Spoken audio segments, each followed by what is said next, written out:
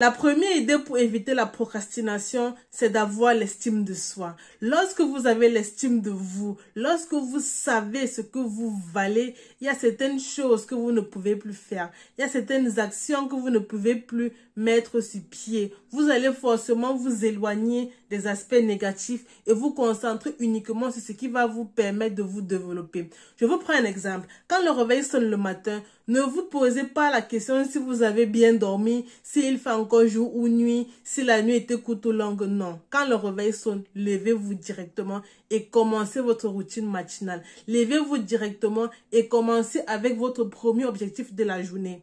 C'est très important parce que avant, ce que moi je faisais, c'était quoi? C'est que quand mon réveil sonnait, par exemple, je mettais beaucoup plus mon réveil à 6h50. Donc, quand mon réveil sonnait à 6h50, je disais que non, bref, je peux encore dormir 1 minute. Donc, du coup, je vais me réveiller à 6h51. Quand ça sonne à 6h51, je dis que bref, vu que je vais sortir à 7h30, je peux dormir encore 15 minutes ou bien 10 minutes.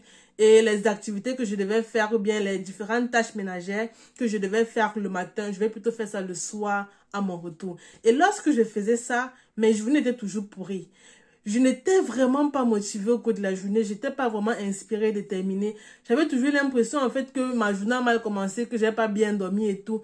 Pourquoi? Parce que je n'ai pas su profiter des premières heures de ma journée. J'ai commencé ma journée avec des émotions négatives, en me disant que non, je n'ai pas suffisamment bien dormi, je suis encore beaucoup trop fatiguée, il fait encore nuit, mais je dois encore me réveiller. En fait, j'avais toujours des excuses. Et c'est pour ça, en fait, que je n'arrivais pas vraiment à me focaliser sur ce qui était important pour moi. Et c'est comme ça, en fait, que je passais le temps à procrastiner. Donc, quand le réveil sonne, levez-vous, ne vous posez pas une question, ne vous posez pas deux questions. Parce que le simple fait de vous demander si, par exemple, vous avez bien dormi, va d'abord vous pousser à procrastiner.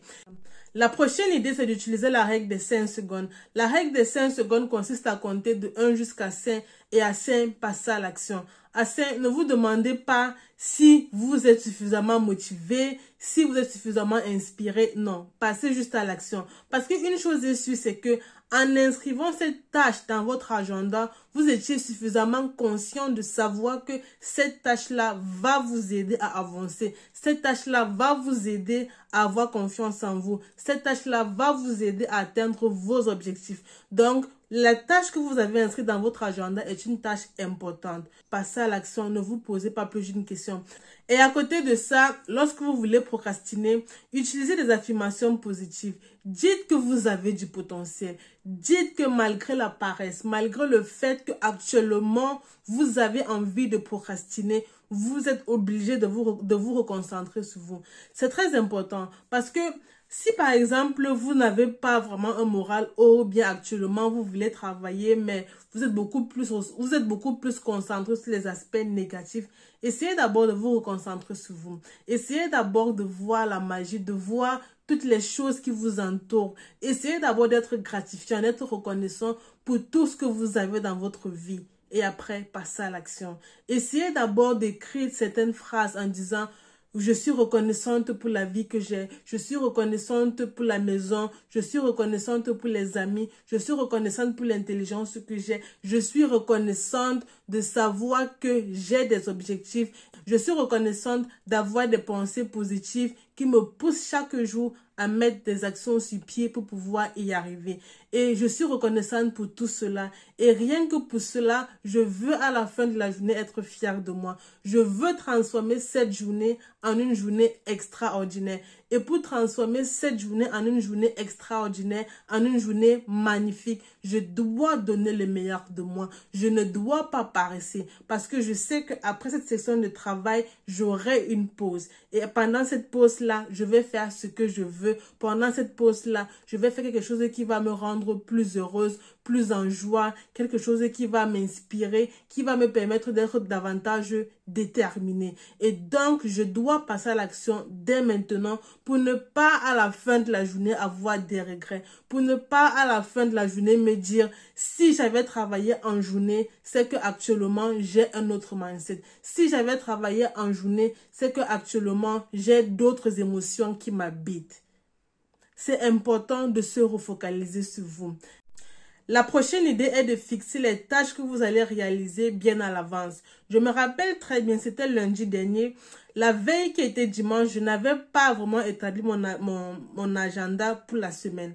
Et le lundi, là, ma journée était juste catastrophique. C'était catastrophique, pourquoi? Parce que au cours de la journée, j'étais embrouillée. Je ne savais pas par quelle tâche je devais commencer. Je ne savais pas si, par exemple, je devais d'abord me reposer, ensuite travailler. Pourquoi? Parce que je n'avais rien planifié la veille. Donc, ma journée, en fait, je ne savais pas concrètement par quoi est-ce que je devais commencer, par quoi est-ce que je devais finir. Et le lundi, là, je n'ai pas vraiment été productive. Si je me rappelle très bien, j'étais juste à 20% de ma productivité. Donc, c'est important de planifier les choses à l'avance. Et lorsque vous planifiez les choses à l'avance, rassurez-vous, en fait, de commencer par les tâches qui sont importantes et urgentes. Ensuite, vous pouvez continuer par les tâches secondaires.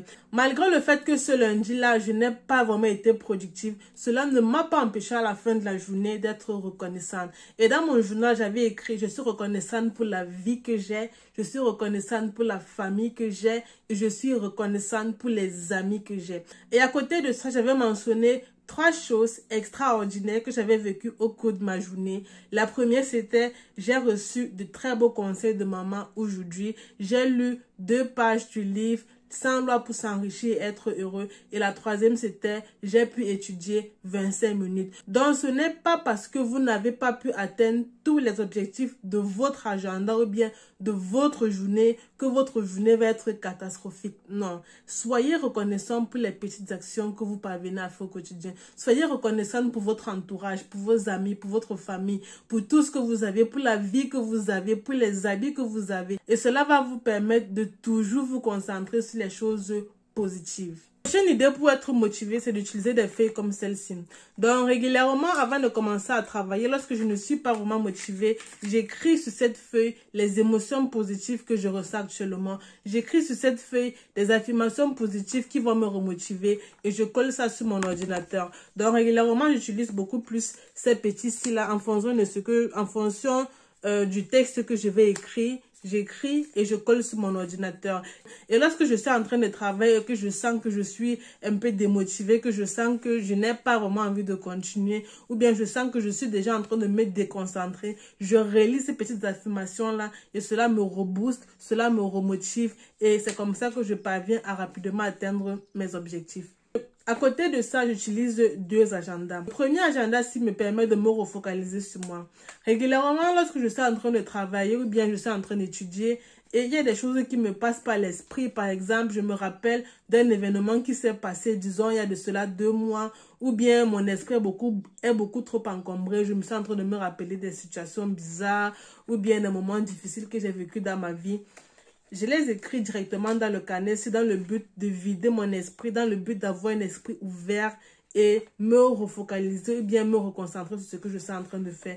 Donc, je prends parfois, disons, maximum 2 ou 3 minutes de mon temps. J'écris rapidement et vite fait les choses qui sont en train d'encombrer mon esprit actuellement. Et après que je les ai écrits, je continue à me focaliser sur ce que je suis en train de faire.